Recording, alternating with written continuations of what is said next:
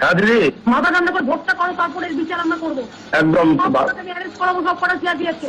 Dead body গুলো এখন রেখে দাও, ডেড বডি গুলো নিয়ে র্যালি হবে। আজকে পরিবারগুলোকে বলবে কেউ ডেড বডি নেবে না, ঠিক ঠিক ঠিক সব থাকবে।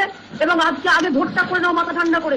একদম একদম সবাই হচ্ছে যাতে তুমি ভোটটা না করতে পারো, একদম একদম আছি ফিল্ডে, আমি পড়ে আছি। এরা কারা করেছে? CRPF, CRPF CRPF.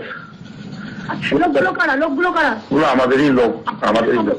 কাজ করো, পুরো এফআইআর করবে লয়ারকে দিয়ে, নিজের ইচ্ছে মতো করবে না।